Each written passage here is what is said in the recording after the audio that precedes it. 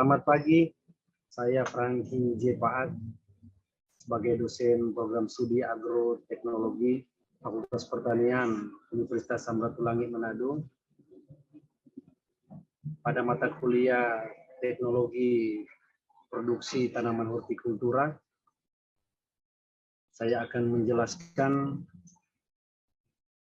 rencana pembelajaran semester yang kita akan lalui pada perkuliahan mengenai mata kuliah Teknologi Produksi Tanaman Hortikultura.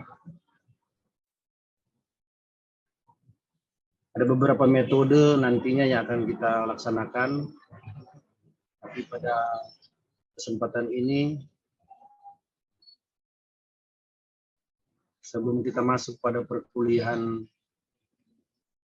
minggu demi minggu, maka saya akan menjelaskan rencana pembelajaran semester pada perkuliahan mata kuliah ini. Kita akan bertemu selama proses pembelajaran pada 16 kali pertemuan, dan pertemuan demi pertemuan saya berharap para mahasiswa dapat menghasilkan atau dapat menguasai. Yang pertama adalah teknik aplikasi teknologi pengelolaan tanaman hortikultura. Kemudian yang kedua adalah digital mapping and GIS boosting horticulture. Dan yang ketiga adalah fruit and horticulture technology profile. Dan yang keempat adalah protected and precision in urban floriculture technology. Dan yang kelima adalah hidroponik, aeroponik and organic horticulture production. Dan yang keenam adalah nanoparticles synthesis from plant extracts. Dan yang terakhir adalah yang ketujuh, isolation methods for black fungi degrading aromatic toxin. Hal-hal inilah yang diharapkan untuk para mahasiswa bisa menguasai. Selanjutnya, metode yang digunakan pada perkuliahan mata kuliah Teknologi Produksi Tanaman Hortikultura adalah project based learning (PBL) dikombinasikan dengan metode student center learning, di mana mahasiswa ini memiliki keaktifan dengan presentasi yang besar dalam memahami setiap mata kuliah yang akan, setiap subbab, setiap bab yang akan dilalui pada proses perkuliahan 16 kali pertemuan. Selanjutnya, ini adalah tampilan layar pada Nusrat e-learning mengenai teknologi produksi tanaman hortikultura. Silakan para mahasiswa masuk, lakukan enrollment agar supaya kita bisa melaksanakan perkuliahan ini dengan metode hybrid. Kita bisa gunakan pertemuan secara online, dan kita bisa juga menggunakan pertemuan secara dalam jaringan dan luar jaringan, agar supaya terdapat suatu nilai kompetensi melalui proses perkuliahan ini lewat metode PBL, Project Based Learning, dan Student Center Learning. Di dalam e-learning ini kita bisa melihat beberapa materi pelajaran tentang teknologi produksi tanaman hortikultura. Di dalamnya berisi materi dan tugas yang harus kita selesaikan pada 16 kali pertemuan. Sebelum kita masuk pada materi, setelah Anda melakukan enrollment pada e-learning Nusrat, saya juga menyampaikan bahwa kombinasi pembelajaran itu kita gunakan juga media tampilan jurnal sebagai pembanding. Kita bisa membuka layar tampilan dalam kaitan dengan teknologi produksi tanaman hortikultura, khususnya teknologi rekayasa tanaman di luar musim. Jadi teknologi rekayasa di luar musim ini salah satu bagian dari proses pembelajaran pada mata kuliah teknologi produksi tanaman hortikultura, khususnya teknik hidroponik dan aeroponik sebagai satu program mata kuliah dalam kaitan dengan program pemerintah mengenai family farming, di mana kita diharapkan akan menjadi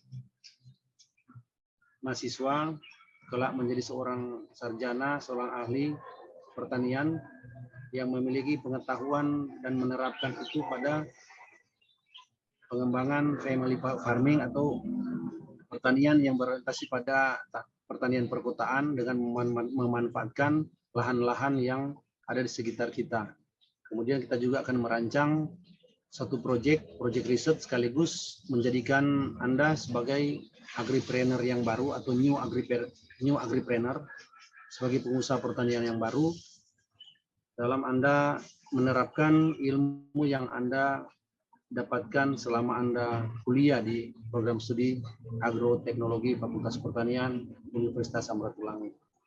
Ini adalah tampilan layar dari jurnal agroteknologi terapan yang sudah terakreditasi Sinta 5. Anda bisa melakukan searching dan kita bisa mengkombinasikan, kita bisa mengambil perbandingan metode, sekaligus Anda bisa melakukan rekayasa, merancang sendiri teknik terbaru yang menurut versi Anda ataupun kelompok Anda. Ini akan menjadi satu kekuatan dalam melakukan riset pada teknik modifikasi lingkungan di luar musim, teknologi produksi tanaman hortikultura, yang lebih khusus kita berkonsentrasi pada hidroponik. Jadi ini adalah contoh yang sudah pernah saya lakukan riset bersama mahasiswa mengenai test the potential growth and yield of plants pak choy, Brassica rapa sinensis, varietas green, through the hydroponic system, nutrient film technique at the level of the concentration of nutrient mix. Ini sebagai gambaran, jadi dipersilakan Anda bisa melihat khusus pada metode. Selanjutnya Anda bisa melakukan konversi terhadap metode-metode terbaik, dan itu Anda bisa gunakan itu pada rencana riset terbaru Anda secara berkelompok ataupun secara mandiri, yang pada akhirnya diharapkan Anda bisa menjadi seorang entrepreneur melalui proses budidaya hidroponik dengan merekayasa teknologinya, meliputi media tanamnya, meliputi larutannya, nutrisinya. Anda bisa mendapatkan larutan nutrisi secara sintetik dan alamiah, Anda bisa kombinasikan. Kemudian Anda bisa mendapatkan ekstrak lewat penggunaan alat teknologi yang telah dibuat oleh peneliti sebelumnya mengenai alat pemarutan bahan material untuk mendapatkan ekstrak baru dari ekstraksi bahan-bahan hayati yang berasal dari koleksi-koleksi tanaman daerah lokal yang Anda minati, dan itu punya nilai-nilai kemanfaatan yang besar untuk pengembangan ilmu pengetahuan untuk kemanfaatan ke masyarakat. Oleh sebab itu, silakan Anda bisa membuka materi kita pada perkuliahan ini adalah aplikasi hidroponik dan aeroponik sebagai bagian dari teknik rekayasa merancang bangun satu riset melalui penggunaan teknologi aplikasi di luar musim dalam bingkai mata kuliah teknologi produksi tanaman hortikultura. Kembali kepada RPS, ini adalah roadmap yang harus kita lalui. Saya selaku pengembang rencana pembelajaran semester pada mata kuliah teknologi produksi tanaman hortikultura, sesuai penyampaian tadi bahwa diharapkan Anda bisa menjelaskan, menguasai mengenai 7 luaran mata kuliah ini sebagai bagian dari ekspertasi atau profesionalisme Anda kelak menjadi modal Anda untuk menjadi seorang new agripreneur atau agripreneur yang baru di bidang pertanian. RPS pada penyampaian kali ini itu akan menggunakan beberapa referensi. Anda bisa mengambil referensi-referensi tersebut itu melalui download pada ResearchGate yang telah dipublish. Kemudian Anda bisa mengkombinasikan referensi tambahan itu melalui artikel-artikel terbaru, jurnal terbaru dalam dan luar negeri dalam rangka menopang rencana penelitian tersebut. Anda secara mandiri ataupun secara kelompok. Kita masuk pada teknik hidroponik dan organic horticulture production.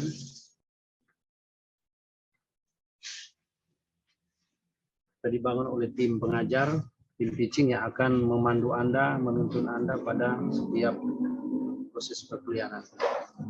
Oke, demikian sebelum kita masuk pada perkuliahan inti, baiklah Anda diperkenankan untuk menyiapkan kelengkapan perkuliahan, termasuk presensi yang telah dibuat. Silakan Anda jangan lupa untuk mengisi presensi yang telah dikirimkan secara online. Kita akan mempelajari sekaligus membandingkan ini dengan link yang telah atau pernah kita buka di dalam proses pembelajaran tentang hidroponik dan aeroponik. Jadi teknik hidroponik ini adalah merupakan salah satu teknologi merekayasa suatu tujuan dalam melakukan perekayasaan tanaman di luar musim, lebih khusus tanaman hortikultura. Nah, hidroponik ini dapat kita lihat dari keragaman media. Kita bisa lihat ada media yang berorientasi pada film teknik, nutrien film teknik, atau kita kenal dengan hidroponik terapung. Kemudian kita mengenal ada media hidroponik mengenai kultur pasir. Selanjutnya ada kultur kerikil, ada vermi aponik, ada rockwool culture, dan aeroponik. Ini merupakan jenis-jenis hidroponik yang berdasarkan pada media. Selanjutnya, macam media hidroponik itu kita bisa bagi dua.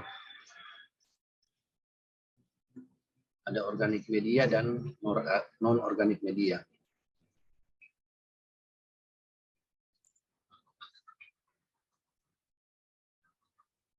Untuk media hidroponik itu kita bisa lihat, kita bisa pelajari mengenai penggunaan arang sekam, adanya serbuk gergaji, sabuk kelapa, dan lain sebagainya yang merupakan kekayaan-kekayaan alam, kekayaan-kekayaan lingkungan sekitar kita yang bisa kita manfaatkan untuk menjadikan wadah atau media organik itu sebagai media tanam untuk pengembangan hidroponik.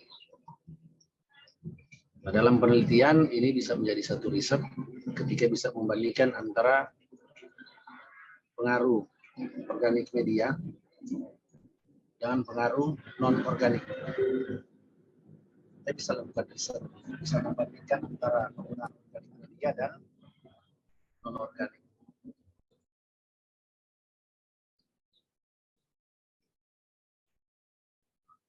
Organik media ini punya beberapa kelebihan. Pertama, adanya kemampuan untuk menyimpan air.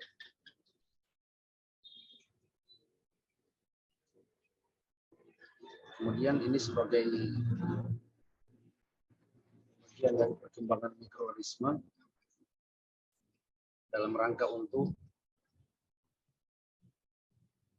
mengatur kondisi suasana perakaran. Kemudian aerasi optimal. Ini diakibatkan karena jumlah pori atau porous ini lebih besar. Kemudian adanya kemampuan untuk menyangga pH yang tinggi. Karena jika terlalu tinggi, terlalu asam, maka akan merugikan pertumbuhan tanaman. Kemudian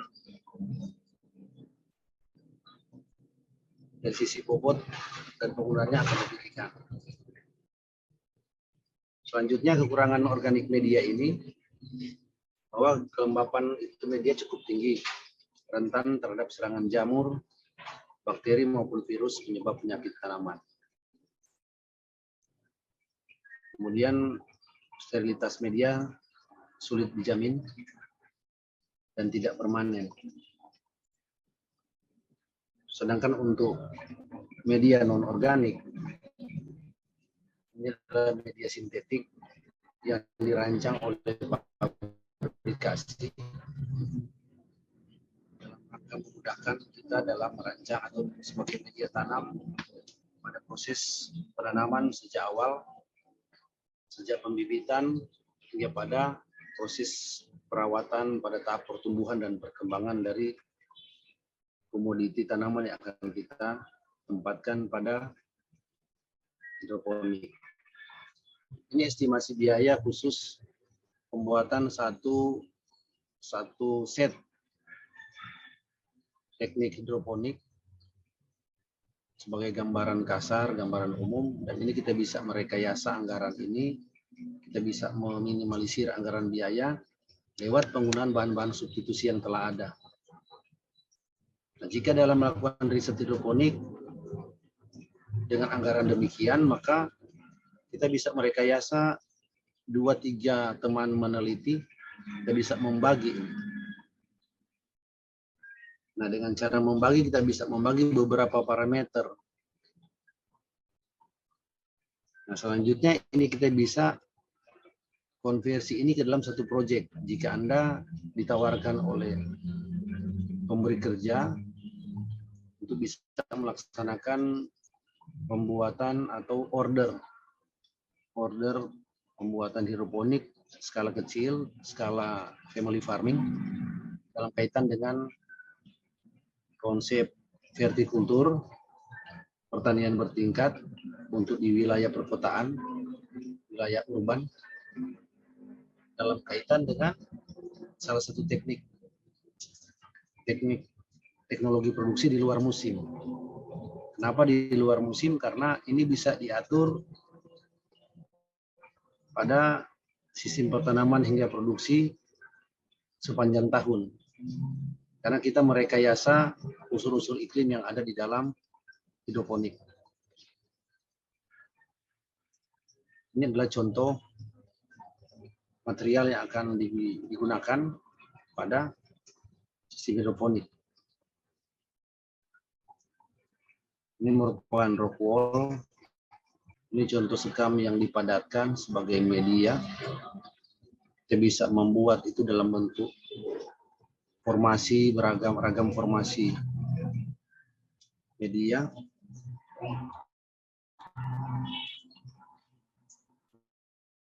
Nah, ini kerja daripada rock wall ini. Kita bisa melihat di saat kita melakukan penelitian ataupun proyek, melakukan pembibitan, penyemaian. Setelah kita lakukan pembibitan, penyemaian, pembibitan di dalam rock wall, kita bisa melakukan transplanting, memindahkan itu ke wadah sesungguhnya ke dalam pipa yang menjadi wadah untuk melakukan nutrisi. Sebagai penghubung, kita telah menghitung berapa biaya yang kita bisa buat.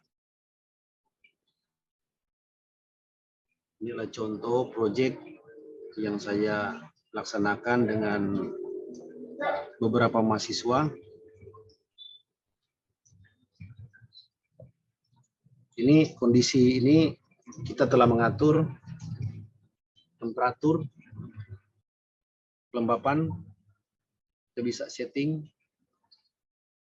Selanjutnya kita bisa melakukan pencocokan tanaman apa yang bisa kita tanam dengan situasi unsur-unsur iklim, kondisi lingkungan mikro yang bisa kita rekayasa. Nah, pada contoh ini, proyek based learning pada kuliah ini, saya gambarkan mengenai penggunaan tanaman pakcoy. Nah, pakcoy kurang lebih bertumbuh dan produksi pada kurang lebih yang saya dapatkan dan peneliti lainnya adalah kurang lebih 1,5 bulan. Waktu penelitian kurang lebih 1,5 bulan.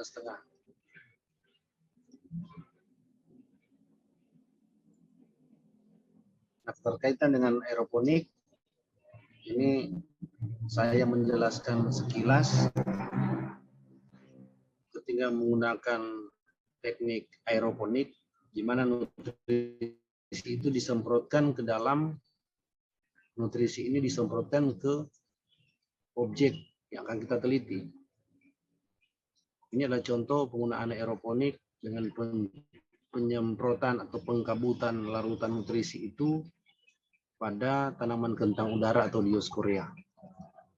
Kalian bisa lihat bahwa orientasi objek agronomisnya itu pada bagian penampung asimilat. Ini adalah performance dari atau penampilan fenotip dari kentang udara. Selanjutnya, kita bisa melakukan rekayasa melalui penggunaan atau ekstraksi. Kita bisa membuat material bahan itu menjadi kecil-kecil, selanjutnya kita lakukan ekstrak. Ini contoh peralatan yang telah dirancang oleh mahasiswa sebelumnya, mahasiswa agroteknologi. Kita merancang alat sekaligus melakukan ekstraksi. Ini contoh ekstraksi ketika material parutan itu telah berubah ukuran dari ukuran utuh menjadi yang lebih halus, maka kita siap untuk melakukan ekstraksi dengan tujuan apa? Kita mendapatkan larutan dalam bentuk ekstrak yang akan kita tambahkan atau sebagai suplemen pada larutan nutrisi yang kita akan buat atau kita merancang dalam satu riset. Ini contoh peralatan merancang alat sekaligus melakukan proses ekstraksi. Kemudian ini adalah bagian dari konsep produksi ketika sudah beberapa minggu pakcoy ini sebagai komoditi hortikultura, komoditi hidroponik.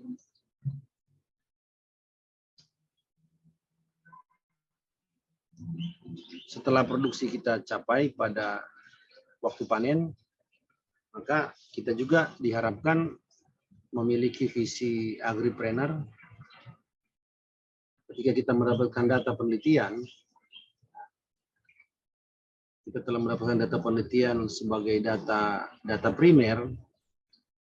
Selanjutnya dalam rangka penyusunan laporan, ketika kita melihat atau penyusunan sebagai draft skripsi untuk persiapan seminar hasil, maka kita mendapatkan beberapa keuntungan. Di samping kita telah bisa menyelesaikan pengamatan, pengukuran, dan pengambilan data di greenhouse tentang parameter yang kita rancang, misalnya pertumbuhan akar, bobot segar, bobot kering, tinggi tanaman, jumlah daun. Setelah kita mengambil data-data tersebut, maka kita juga harus memiliki visi bahwa orientasi akhir adalah kita harus menciptakan satu bisnis yang baru sebagai agripreneur. Nah, ini contoh beberapa mahasiswa yang telah melaksanakan proses penjualan hasil riset mereka, mereka buat labeling, kemudian itu dibuat dalam marketplace, ada yang diantar langsung secara offline, ada yang dipesan oleh para konsumen. Nah, ini dengan Anda melihat rincian anggaran biaya yang telah disusun tadi dalam satu rincian anggaran biaya, maka Anda berpikir bahwa kapan dalam satu riset, kemudian kolaborasi, proyek kolaboratif dengan bisnis sebagai agripreneur, kapan kita harus break even point, kita balik modal di bulan keberapa. Nah, kita bisa hitung. Jadi kalau secara atau dalam sistem penelitian payung, kita bisa bagi tugas, meminimalisir anggaran, sekaligus kita lebih cepat untuk kembali pada break even point atau BEP. Ini adalah bagian dari packaging atau kemasan produk hortikultura, produk hidroponik, tanaman pakcoy yang telah selesai melaksanakan riset sekaligus mengembalikan biaya riset itu dalam bentuk hasil. Inilah salah satu teknik family farming di dalam menunjang program pemerintah, sekaligus kepentingan Anda atau kebutuhan Anda sebagai seorang pengusaha pertanian, wirausahawan dalam hidroponik.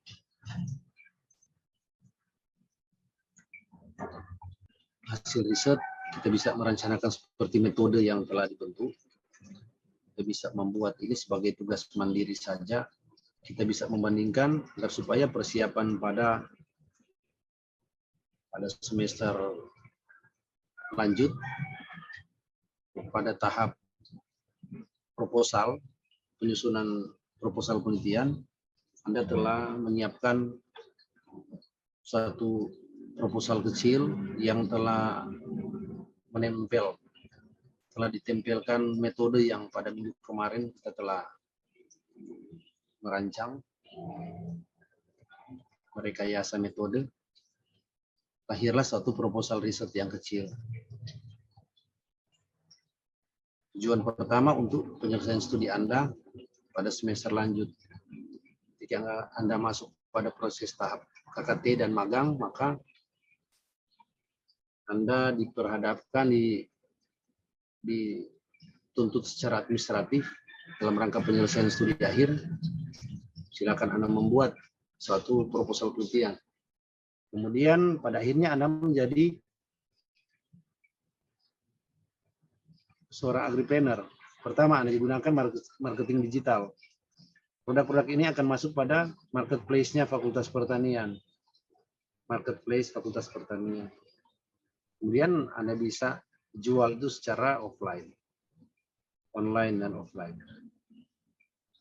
Oke, hanya itu. Jika ada yang lihat portal itu belum lengkap, silakan kabari ke NER agar supaya hak Anda tidak dikurangi, kewajiban Anda sudah dipenuhi. Silakan Anda laksanakan tugas mandiri, belajar sendiri untuk kuliah pada hari ini. Ada teknik baru lagi yang NER berpikir Anda bisa kolaborasi sendiri ataupun beberapa teman. Dan NER siap untuk ditanya ataupun diminta keterangan ataupun diminta pandangan, pendapat bagaimana apa yang telah Anda rancang, apa itu sudah bisa siap untuk di-launching, untuk dipromosikan pada seminar proposal nanti. Hanya itu kuliah pada pagi hari ini. Terima kasih.